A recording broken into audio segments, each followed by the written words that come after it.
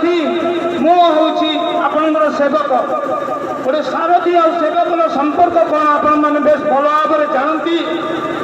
ଏବଂ 2017 ଯେତେବେଳେ ପଞ୍ଚାୟତଟି ନୂତନ ଭାବରେ ଜନ୍ମ ଲାଭ କଲା ଦିଆ ଗ୍ରାମ ପଞ୍ଚାୟତ ହିସାବରେ, ତତ୍କାଳୀନ ସମୟରେ ଏଠାରେ ଯେଉଁମାନେ ଲୋକପ୍ରତିନିଧି ଭାବେ ନିର୍ବାଚିତ ହୋଇଥିଲେ ସେମାନଙ୍କର କାର୍ଯ୍ୟକଳାପ କ'ଣ ଆପଣମାନେ ସ୍ୱଚକ୍ଷୁରେ ଦେଖିଛନ୍ତି, ଅନ୍ତରରେ ମର୍ମେ ମର୍ମେ ତାକୁ ଅନୁଭବ କରିଛନ୍ତି।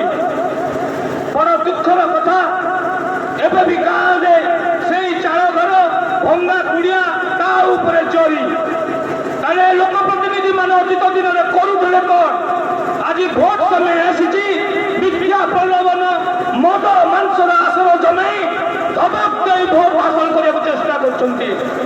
ମା ମାନେ, ଭଉଣୀମାନେ, ଦାଦା ଖୁଡ଼ି ଭାଇମାନଙ୍କୁ ମୁଁ ଅନୁରୋଧ କରି କହୁଛି, ଆପଣମାନେ ନିର୍ଭୀକତାର ସହ ଆପଣଙ୍କର ବାସ୍ତବିକତାକୁ ଅନୁଭବ କରି ଆପଣମାନଙ୍କର ବହୁମୂଲ୍ୟବାନ ଭୋଟ ଖଣ୍ଡିଏ ଖଣ୍ଡିଏ ଉପଯୁକ୍ତ ପ୍ରାର୍ଥୀକି ଦେଇ ଦେଖନ୍ତୁ। ରବର ଷ୍ଟାମ୍ପ ହେଇ ଶାସନ କରିବାକୁ ହେବା, ଶାସିତ ହେବା ଅପେକ୍ଷା ଗୋଟିଏ ରବର ଷ୍ଟାମ୍ପକୁ ହଟାନ୍ତୁ। ଅତୀତ ଦିନରେ ଆପଣମାନେ ଦେଖିଛନ୍ତି, ଆପଣମାନେ ଅନୁଭବ କରିଛନ୍ତି କ'ଣ ହେଇଥିଲା ଯାହାକୁ ଆପଣମାନେ ଭୋଟ ଦେଇ ନିର୍ବାଚିତ କରିଥିଲେ। ସମୟ ଆସିଛି ପରିବର୍ତ୍ତନ ବାର୍ତ୍ତା ନେଇ ସେଇ ପରିବର୍ତ୍ତନ ବାର୍ତ୍ତାରେ ଆପଣମାନେ ସାମିଲ ହୁଅନ୍ତୁ। ମୁଁ ଆପଣଙ୍କ ପାଖରେ ନିର୍ଭୀକତାର ସହ, ଦୃଢ଼ତାର ସହ, ବିଶ୍ୱାସର ସହ କହୁଛି, ନିଶ୍ଚିତ ଭାବରେ ଆପଣମାନଙ୍କର ସୁଖର ଦୁଃଖରେ ଠିଆ ହେବି।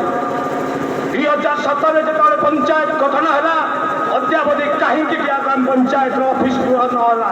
କେବେ ପ୍ରଶ୍ନ କରିଛନ୍ତି? ଯିଏ ଯୋଉ ଲୋକପ୍ରତିନିଧି ମାନେ ଆପଣମାନଙ୍କ ଠାରୁ ବହୁମୂଲ୍ୟ ଭୋଟ ନେଇ ଆପଣଙ୍କୁ ଗୋଟିଏ ଭତ୍ତା କଲା ବେଳେ 10 ଥର ଅନୁରୋଧ, ଗୋଟେ ଇନ୍ଦିରା ଆବାସ କହିଲା ପରେ ହାତ ଗୁଞ୍ଜା ଦେଉଥିଲ, ସେତେବେଳେ ସେଇ ନେତାମାନଙ୍କୁ କେବେ ପ୍ରଶ୍ନ କରିଛ? ତମେ ଭୋଟ ନେଲା ଚିକଣିଆ ଚିକଣିଆ କଥା କହୁଛ, ଭୋଟ ନେଇ ସାରିଲା ପରେ ତମ ମୁହଁ କୁଆଡେ ଲୁଚି ଯାଉଛି?